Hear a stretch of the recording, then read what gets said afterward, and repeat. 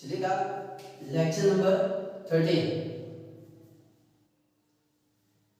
तो देखिएगा समोत्पाद वक्र का ढाल ऋणात्मक क्या होता है और चित्र की सहायता से समझाने 4 नंबर के बाई चांस प्रश्न आ सकता है। इसीलिए तो देखना बहुत इजी है कि सर समोत्पाद वक्र ऊपर से नीचे की ओर ढालू होता है। समोत्पाद जो वक्र होता है वो ऊपर से नीचे की ओर ढालू होता है, यानी कि ये ऊपर से नीचे की ओर है और इसका रीजन ये है कि एक दी हुई उत्पादन मात्रा को प्राप्त करने के लिए एक साधन की मात्रा को तो बढ़ाना है और दूसरे साधन की मात्रा को घटाना है। तो दो बार लिखना है इसको। उत्पादन के दूसरे साधन की मात्रा को क्या करना होगा? कमी। एक साधन को बढ़ाना है और एक साधन को कम करना है, तभी क्या होगा? उत्पादन की मात्रा समान होगी। यानी कि देखो जब सपोज कीजिएगा ये है आपका पूंजी और ये है आपका श्रम। कैपिटल तो कम हो रही है, पूंजी कम कर रहा है, लेकिन श्रम है वो बढ़ा रहा है। पूंजी है वो नीचे आ रही है लेकिन लेबर है वो बाएं से दाईं ओर आ रहा है। मतलब श्रम की मात्रा तो बढ़ रही है लेकिन पूंजी की मात्रा घट रही है। तो ऐसी स्थिति में आपका जो समोत्पाद वक्र होगा वो गिरता होगा ऊपर से नीचे की ओर, बाएं से दाईं ओर का। समझ में आया कि नहीं आया? और इसमें जो सेव का वो कैसे रहेगा सर? समान रहेगा प्रत्येक स्तर पर। इसकी व्याख्या देख लेना सर कि IQ1 समोत्पाद वक्र किसी वस्तु की x की, ठीक है, किसी वस्तु x की 100 इकाइयों के उत्पादन स्तर को व्यक्त करता है और यदि उत्पादन A से B की तरफ जाता है, यानी कि श्रम की मात्रा OX1 से बढ़ाकर OX2 करता है और पूंजी की मात्रा OY1 से घटाकर OY2 करनी पड़ेगी। अगर आपको प्रोडक्शन बढ़ाना है तो एक साधन को कम करो और दूसरे साधन को बढ़ा दो, ठीक है।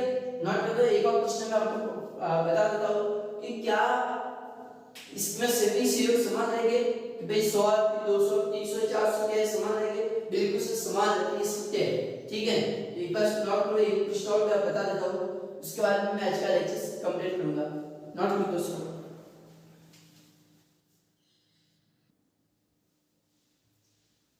चलेगा अगला प्रश्न है आपके पास में कि क्या यह सच है कि ऊंचा समान मात्रा वक्र अथवा समोत्पाद वक्र नीचे समोत्पाद वक्र की तुलना में अधिक उत्पादन को व्यक्त करता है? बिल्कुल सच है। मैंने आपको पढ़ाया था कि जितना ऊपर होगा उतने प्रोडक्शन का लेवल बढ़ने वाला है, ठीक है। तो इसका आंसर मैंने लिख दिया है कि हाँ यह सत्य है कि ऊंचा समान मात्रा वक्र अथवा समोत्पाद वक्र नीचे समोत्पाद वक्र की तुलना में अधिक उत्पादन को व्यक्त करता है। यानी कि ऊंचा समोत्पाद वक्र श्रम तथा पूंजी या दोनों साधनों की अधिक मात्रा के प्रयोग करने को व्यक्त करते हैं, जिससे उत्पादन की मात्रा अधिक होती है। यानी कि आप देख सकते हैं कि जिस तरीके से अगर मैं पूंजी को बढ़ाऊंगा और एक तरफ लेबर को बढ़ाऊंगा तो ऑफ कोर्स मेरा प्रोडक्शन का जो लेवल होगा वो बढ़ने वाला है और इसमें जो स्तर है ये कैसा रहेगा सर? समान रहेगा। यानी कि 100 से 200 200 से 300 सब में 100 का डिफरेंस है और ऊपर की ओर जाएगा, इसका मतलब प्रोडक्शन सब वो बढ़ता जा रहा है। यानी कि ये आपके कौन सा वक्र हो गया? आइसो कर्व या आईक्यू कर्व को या आईपी वक्र को एक बात है। यानी कि रेखा चित्र में कई समोत्पाद वक्र दर्शाए गए हैं, इनमें प्रत्येक ऊंचा समोत्पाद वक्र ऊंचे उत्पादन स्तर को व्यक्त करता है। समझ में आया कि नहीं? हाँ सर। अब मैं 2-3 चीज और है, जैसे कि पैमाने के प्रतिफल है और परिवर्तनशील उत्पादों के नियम में क्या अंतर है, आंतरिक विचित्र क्या होती है, पैमाने के बढ़ते प्रतिफल के जो नियम है उसके लागू होने के 2-3 कारण है और घटते प्रतिफल के नियम के कुछ कारण है, वो भी देख लेना एक बार। इसका स्क्रीनशॉट ले लो।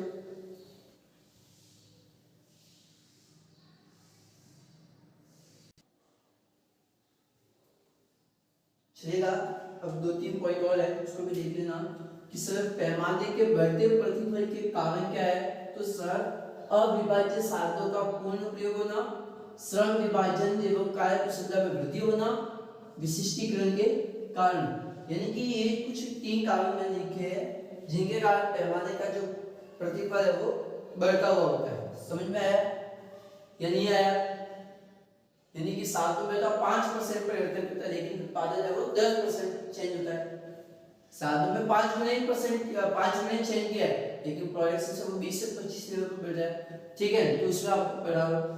विशिष्टीकरण का मतलब होता है कि कुशलता तो बढ़ती है, उत्पादन की जो कार्य कुशलता वो बढ़ती है, और लागत जब घटेगी तो पैमाने का प्रतिफल बढ़ेगा। यानी कि लागत घटनी चाहिए, उसकी कार्य कुशलता बढ़नी चाहिए, तब जाके आपके पैमाने का बढ़ता प्रतिफल है वो लागू होगा।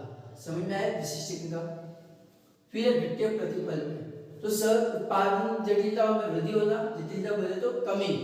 ठीक है, समस्या में वृद्धि होना, प्रशासनिक समस्या में वृद्धि होना, श्रम पर नियंत्रण करना एवं समन्वय में कठिनाई होना, श्रम की कुशलता में कमी, मितव्ययता। समझ में आया? ये 5 जो रीजन है इसके पैमाने के घटते प्रतिफल के। अब मैंने लिखा है सर कि आंतरिक बचत एवं आंतरिक बचतों के प्रकार। तो सर ये क्या होती है उसको भी देखना कि सर आंतरिक बचतें वे बचतें होती है जो किसी फर्म को अपने उत्पादन का पैमाना बढ़ाने पर प्राप्त होती है। जब आपके बढ़ते प्रतिफल की अवस्था होगी, पैमाने के बढ़ते प्रतिफल की वर्तमान वाली क्या हो जिसमें लागत कम होगी, प्रोडक्शन बढ़ेगा, तो उसमें आपकी आंतरिक बचत प्रारंभ हो जाएगी। कौन भाषा में लगा सकते हैं? अविभाज्य साधनों एवं समुचित उपयोग करना, फर्म का बड़ा आकार, श्रम विभाजन, विशिष्टीकरण एवं वैज्ञानिक प्रविधि का प्रयोग करना। तो ये क्या है आंतरिक बचत के प्रकार। और भी इसके कुछ पॉइंट है, और भी क्वेश्चंस तो होते हैं, जैसे कि पैमाने के प्रतिफल और परिवर्तनशील उत्पादों के नियम में क्या अंतर है, ये भी क्वेश्चंस बन सकता है। या फिर वर्तमान और घटते प्रतिफल में क्या डिफरेंस है, तो ये भी प्रश्न आपसे पूछा जा सकता है। हालांकि मैं आपको प्रश्न लिखा दूंगा तो उस समय आप अच्छे से लिख लेना। अगर डिफरेंस पूछ ले तो भी आप कर सकते हैं कि सर कैसे करना है। जैसे मैं आपको 2 अंतर आपको कह के समाप्त करवा देता हूं, ठीक है। वैसे तो मैंने सब करा दिया है, अब वो आपको समझना है। पूछ लिया कि सर पैमाने के प्रतिफल व परिवर्तनशील अनुपातों के नियम में अंतर। परिवर्तनशील अनुपातों के नियम में अंतर। ठीक है, ये भी आपसे क्वेश्चन कर सकते हैं। तो देखिएगा बहुत इजी है, करना क्या है, जैसे कि मैं पहला आपको बता देता हूं कि पैमाने के प्रतिफल, पैमाने का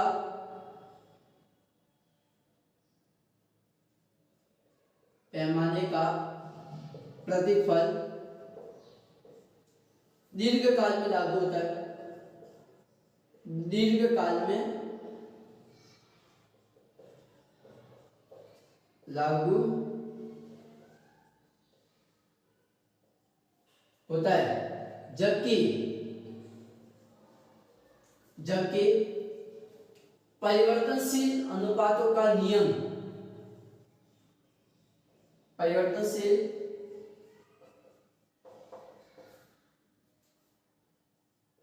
अनुपातों का नियम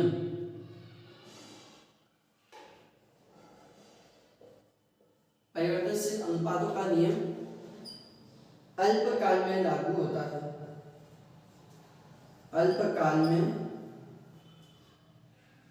लागू होता है। ठीक है,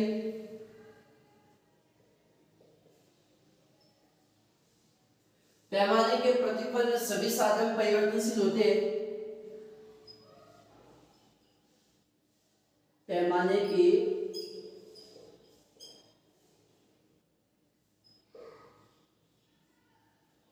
के प्रतिफल में सभी साधन परिवर्तनशील होते हैं,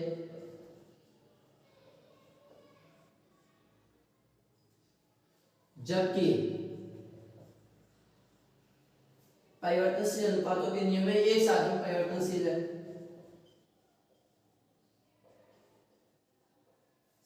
पार्ट 1।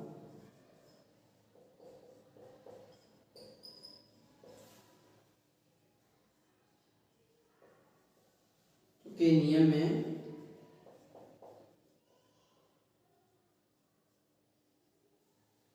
एक साधन परिवर्तनशील है।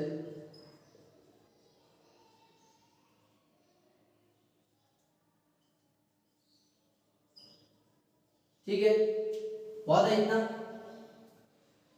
कि भाई पैमाने का प्रतिफल दीर्घकाल में, जबकि एक इसमें अल्पकाल में। पैमाने के प्रतिफल में सभी साधन परिवर्तनशील, जबकि परिवर्तनशील अनुपातों के नियम में केवल एक साधन परिवर्तनशील है और बाकी अन्य घटक स्थिर है। यह आपको पता ही है, साधन स्थिर रखते थे, केवल कुछ परिवर्तनशील साधन में भी एक साधन में परिवर्तन कर दे, यानी कि इसमें एक सभी साधन परिवर्तनशील है जबकि इसमें एक साधन ही परिवर्तनशील है। आप ये कह सकते हैं कि इसमें उत्पादन का जो स्तर है, इसमें पैमाने के प्रतिफल में आपके किसी भी प्रकार का उत्पादन हो सकता है बढ़ता हुआ तीव्र गति से, जबकि इसमें साधनों के आधार पर होता है। समझ में आया है? तो इस आधार पर आपको डिफरेंस करने हैं। तो आज का लेक्चर पे ये कंप्लीट करते जाओ, तो नेक्स्ट अगले लेक्चर के अंदर आपको मिलता हूं। Okay, bye.